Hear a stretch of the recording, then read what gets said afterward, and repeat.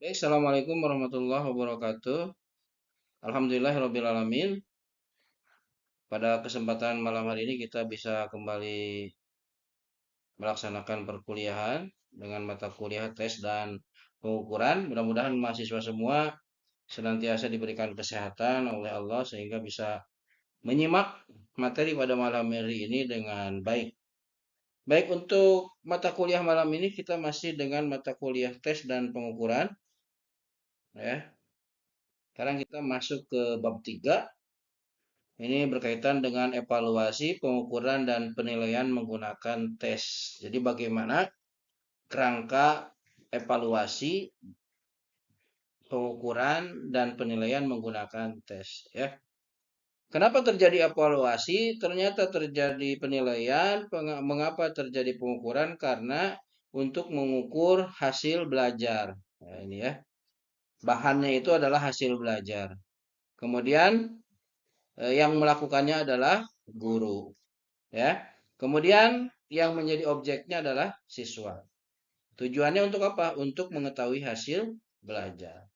Nah, dalam evaluasi ini ada beberapa hal yang perlu diperhatikan. Yang pertama adalah peranan penilaian dalam proses pendidikan, kemudian syarat-syarat penilaian yang baik, kemudian mengadakan penilaian dengan tes, kemudian cara menyusun tes, kemudian juga bagaimana bentuk-bentuk tes. Ya, ini adalah peta konsep pada bab 3. Insya Allah mudah-mudahan bisa dipahami nanti dalam proses pembelajaran. Yang pertama adalah peranan penilaian dalam proses pembelajaran, ya. Tentunya pendidikan dan penilaian ini dalam proses pendidikan, ya, eh, sangat eh, erat kaitannya, ya. Artinya pendidikan dan menilai ini adalah dua pekerjaan yang tidak dapat dipisahkan, ya. Pelaksanaan pendidikan adalah tidak lain dari pelaksanaan suatu usaha, ya. Jadi pendidikan itu usaha sadar untuk memberikan pengaruh perubahan pada individu. Nah, itu pendidikan, ya. Makanya kalau dalam sekolah atau dalam lembaga, ya, usaha pendidikan itu biasanya disebut dengan transformasi, perubahan, ya. Makanya siswa yang baru masuk di dalam pendidikan itu biasanya disebut dengan input. Sementara lulusannya itu akan dipandang sebagai output. Nah, transformasi pendidikan itu yang pertama adalah bicara input, yang kedua adalah bicara output, ya. Jadi input dan output itu harus berbeda. Input 0, output itu harus 2 atau 3. Sesuai dengan tujuan pendidikannya seperti apa? Tidak boleh inputnya 0, kemudian outputnya adalah 0. Berarti pendidikan itu tidak berhasil. Gitu ya. Yang pertama itu. Kemudian yang kedua adalah syarat-syarat penilaian yang baik. Ya. Syarat-syarat penilaian yang baik ini ada beberapa hal, ada beberapa macam, ya. Jadi untuk menilai, untuk melakukan penilaian atau melakukan evaluasi atau melakukan pengukuran, ya itu kan kita biasanya menggunakan tes, ya. Nah, tes ini biasanya didasarkan juga pada dua hal, ya. Yang pertama berkaitan dengan mutu, mutu itu eh, kualitas tes. Yang kedua menyangkut administrasi, ya, dalam pelaksanaan tes karena butuh dalam tes itu pasti butuh administrasi, ya, baik itu tesnya berbasis kertas ataupun sekarang tes berbasis digital, gitu ya, perlu pengadministrasian. Nah, untuk melakukan penilaian dengan baik butuh syarat-syarat, ya. Tes yang baik itu memenuhi syarat-syarat sebagai berikut. Yang pertama harus valid, ya. Yang pertama tes yang baik itu harus valid, harus ada validitas, ya. Artinya tes itu harus terukur, ya. Jadi Tes itu dikatakan baik ketika dia terukur. Terukur itu bagaimana cara mengukurnya? Itu tadi, pendidikan, pembelajaran itu harus punya tujuannya. Makanya ada capaian pembelajaran, kemudian ada tujuan pembelajaran, yaitu yang untuk mengetahui terukur atau tidaknya. Jadi kalau orang tadi atau guru melakukan tes itu A, ternyata yang di bahannya A, tapi yang diujikan B, berarti tidak valid, tidak terukur ya, harus diganti itu. Yang kedua, tes itu harus andal, harus reliabilitas, bisa dipercaya tes itu ya. Jadi tes itu harus andal, harus reliable, harus bisa dipercaya ya. Nggak bisa ya kita buat soal tes tapi tidak reliable, tidak andal ya.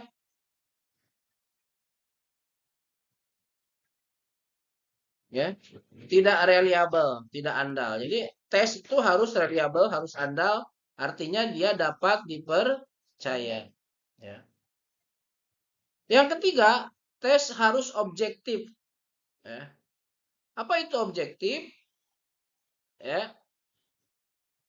Jadi kalau buat tes ada skornya, nah itu pensekoran itu objektivitas. Jadi kalau kita bikin soal pilihan ganda objektif, ya pilihan ganda misalkan multiple choice dari 4 jawaban, pilihan jawaban ada satu yang betul. Nah kalau jawab betul skornya 1, kalau jawab salah 0. Nah itu objektif, ya objektif. Makanya dalam membuat tes supaya objektif dia harus ada instrumen penilaiannya.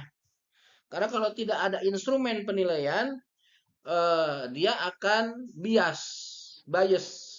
Artinya tidak jelas, tidak objektif, ya. Misalkan bagaimana? Ya kalau misalkan soal uraian. Nah, biasanya yang rada bias itu soal uraian. Ini akan diberikan poin berapa? Tidak jelas karena tidak ada instrumen indikatornya. Oh, kalau jawaban dia betul dikasih poin 1, jawabannya itu eh, dia menjawab tapi belum memahami konteks jawaban. Misalkan itu poinnya 1. Kalau yang 5 misalnya, jadi makanya kalau dalam uraian itu harus ada pilihan.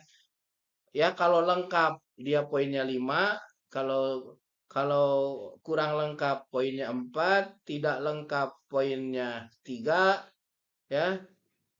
Kurang lengkap atau kurang lengkap poinnya 3, tidak lengkap poinnya 4, ya. Hanya menjawab tapi belum sesuai jawabannya, misalkan poinnya 1. Ini contoh saja ya. Makanya dalam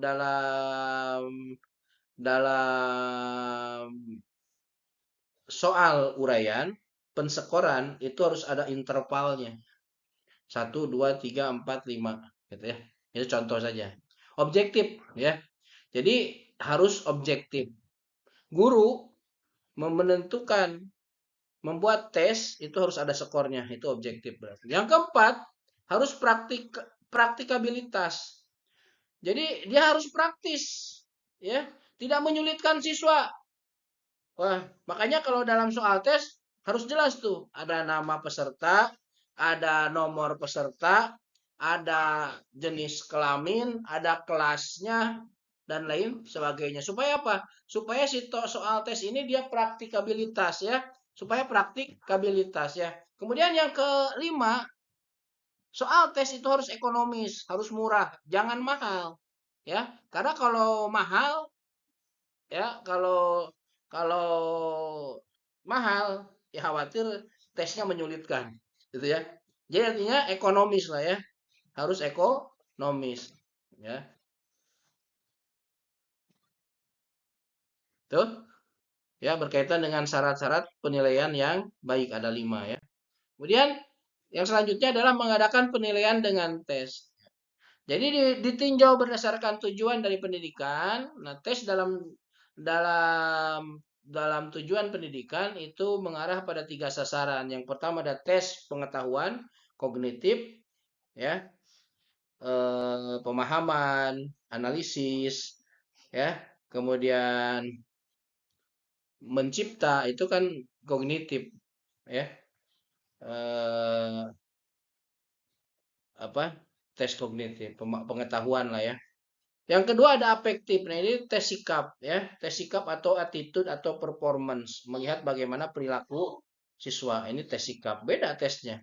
Nggak bisa pakai soal tes eh, multiple choice misalkan ya, tidak bisa. Tapi biasanya pakai angket ya, eh, pakai angket ya, angket kepada siswa. Kemudian yang ketiga ada tes psikomotorik atau istilah lainnya adalah tes keterampilan. Bisa disebut juga dengan konsep dari pengembangan, ya. Jadi tes ini melihat hasil praktik, ya. Bagaimana keterampilan si anak dalam membuat atau melaksanakan atau menjawab tugas, ya. Nah, ini cocok sekarang dengan kurikulum merdeka ya, karena strategi belajarnya adalah problem based learning, kemudian juga ada project based learning ya, inquiry. Nah, ini psikomotor ya.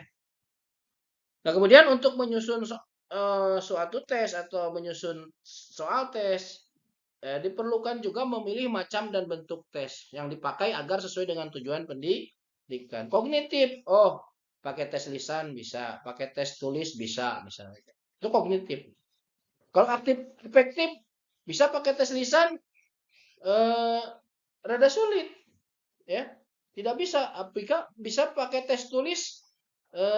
Tes tulisnya bukan mengukur pengetahuan tapi gitu ya, tapi lebih kepada angket, ya, lebih kepada angket. Ya. Jadi nah ini macam-macam dan bentuk tesnya harus ditentukan sesuai juga dengan tujuan pendidikan tadi, sesuai dengan sasaran tesnya apa, gitu ya. Dan juga ini harus dibuat oleh guru dengan standar dan juga dengan sumber tes yang sudah sesuai dengan tujuan pendidikan. Ada silabusnya, ada capaian pembelajarannya, gitu ya. Seperti itu. Jadi guru dalam membuat tes tidak boleh sembarangan ya. Kemudian yang keempat, cara menyusun tes. Yang keempat, cara menyusun tes itu ada dua. Yang pertama adalah menentukan tujuan. Nah, tujuan itu bukan ditentukan setelah akan tes, bukan. Ya, tapi tujuan itu ditentukan sebelum pembelajaran. Nah, ini ya. Makanya guru itu ada salah satu kompetensinya adalah membuat program kerja guru ya, persiapan program kerja, bikin modul ya, memahami kalender pendidikan, struktur kurikulum. Nah, itu nanti kaitannya dengan menentukan tujuan pembelajaran ya. Nah, supaya apa? Supaya juga kita dalam menentukan tesnya nanti tidak salah. Ya, kalau tesnya pengetahuan, bagaimana bentuk tesnya? Bagaimana pelaksanaan tesnya? Waktu yang digunakan, alat-alat yang diperlukan. Nah, ini penting, gitu ya. Gak mungkin kita tes praktek pakai kertas misalkan. Atau praktek dengan tes menulis. Maaf, dengan tes lisan atau tes tulisan ya. Tidak bisa. Ya, harus ditentukan dulu tujuannya bagaimana ya. Supaya yang ingin dicapai itu tercapai dengan baik. Yang kedua juga menentukan ruang lingkup atau skup. Skup ini adalah bahan atau bagian bahan yang akan diukur dengan tes. Tadi tujuan pembelajarannya harus jelas, ya. Bahan tujuan pembelajarannya harus jelas, ya. Makanya kalau sekarang itu tes itu dibagi dua ya. Bukan sekarang sih, sudah di zaman dulu. Cuman sekarang lebih diperjelas. Tes itu dibagi dua. Hanya ada tes formatif, dan ada tes sumatif.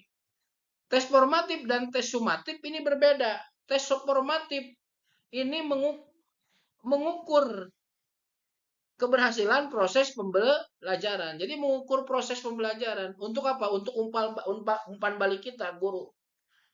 Sudah sejauh mana keberhasilan kita melaksanakan program pembelajaran di kelas. Nah, kalau tes sumatif, mengukur capaian pembelajaran, ya. Nah, ini skup ruang lingkup bahan ajar harus jelas dalam menyusun tes, ya. Jadi dalam menyusun tes itu ada dua hal yang harus dipersiapkan langkah-langkahnya. Yang pertama menentukan tujuan, yang kedua menentukan ruang lingkup, skup daripada tes supaya memudahkan. Kemudian yang kelima, ya ini bentuk tes. Nah tadi ya bentuk tes itu ada bermacam-macam, ya. Bentuk tes yang digunakan harus sesuai dengan bidang pembelajaran maupun bahan yang akan diukur. Secara garis besar ada 3 bentuk tes, ya. Yang pertama ada bentuk tes lisan, yang kedua ada bentuk tes praktik, ya. Yang kedua, ya, yang ketiga ada tes bentuk tertulis atau esai dan objektif, ya. Dalam hal ini perlu dipertimbangkan, ya. Apa yang akan digunakan ketika melakukan suatu tes, ya, setelah menentukan tujuan dan tadi ruang lingkup tesnya, ya. Jadi kemudian tentukan juga bentuk tesnya, ya, supaya tidak salah. Ya, tadi bentuk tes lisan, ya. Tes lisan itu berarti tes tanya jawab, ya. Tes yang dilakukan melalui tanya jawab dengan siswa atau guru langsung bertanya kepada siswa, ya. Nah, biasanya ini memakan cukup waktu yang lama. Nah, jadi tes lisan itu tidak mudah, ya. Oh, mentang-mentang tes lisan mudah, tidak, ya. Ini butuh waktu yang lama, ya, karena mungkin satu anak bisa menghabiskan berapa menit sesuai dengan tadi, ya, tujuan tesnya, ruang lingkup tesnya, sehingga jelas, ya, valid ketika melaksanakan tes, ya. Akan memakan waktu yang lebih banyak, ya. Tapi positifnya apa tes lisan ini? Ini nyata, ya, penguasaan materi, pengawasan anak terhadap hasil belajar, capaian pembelajaran itu jelas nyata. Tidak bisa dibohong-bohongi, ya. Oh, benar anak ini paham, anak ini tidak. Itu akan ketahuan dengan tes lisan, ya. Yang kedua ada tes praktik atau perbuatan, ya. Jadi kalau tes praktik atau perbuatan ini, ya, tes performance, nah, kita menyuruh siswa untuk melakukan suatu peragaan, ya. Kalau dalam PJOK mungkin ini lebih pas nih, tes performance, ya. Melakukan kita membuat soal, anak meragakan, ya, sesuai dengan materi yang telah disampaikan. Nah, ini tes performance. Nah, ini juga sama dengan tes lisan, ya. Kemampuan anak itu akan terlihat dia sudah memiliki keterampilan atau belumnya ketika melakukan tes performance. Apakah hanya PJOK saja, Pak, untuk bisa melakukan tes performance? Ada beberapa materi lain, pembelajaran lain yang bisa juga menggunakan tes performance. Misalkan apa? Pendidikan agama Islam, ada praktek sholat, praktek wudhu, itu performance, ya. Untuk mengetahui sejauh mana pemahaman mereka atau siswa pada materi yang telah disampaikan, ya. Nah, yang ketiga ada tes tulis. Tes tulis dibagi dua, ada yang esai, ada yang objektif, ya. Nah, tes esai itu tes yang berbentuk uraian, tesnya uraian. Uraian itu ada uraian yang singkat, ya. Ada uraian yang memerlukan jawaban yang lebih deskriptif, gitu, ya, menjelaskan, ya. Nah, ini, ya. Jadi esai tesnya itu berbentuk uraian, ya. Bisa uraian singkat ataupun uraian yang deskriptif berdasarkan pemikirannya ketika menjawab. Tentunya berdasarkan pemahaman terhadap materi, ya.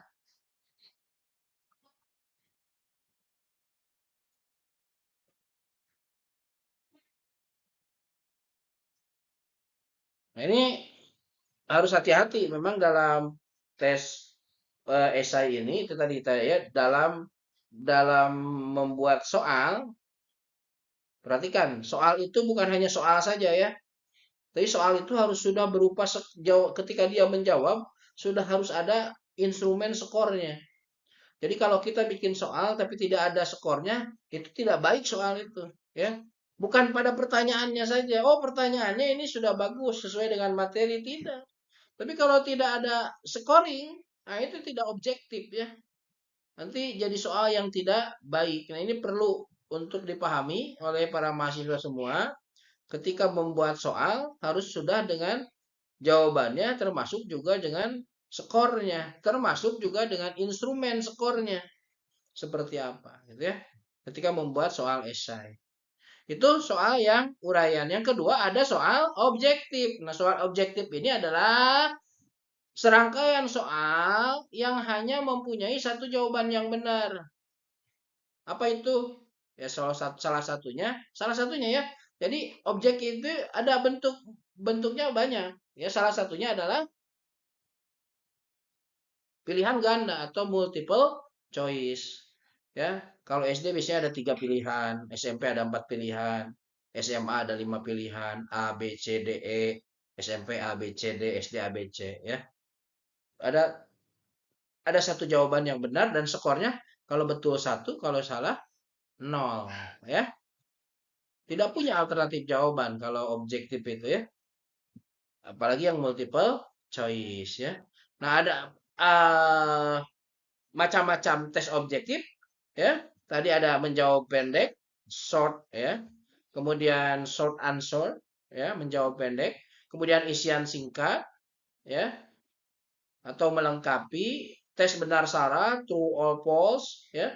Benar salah, kemudian tes pilihan ganda multiple choice, ada tes menjodohkan ya, matching test ya.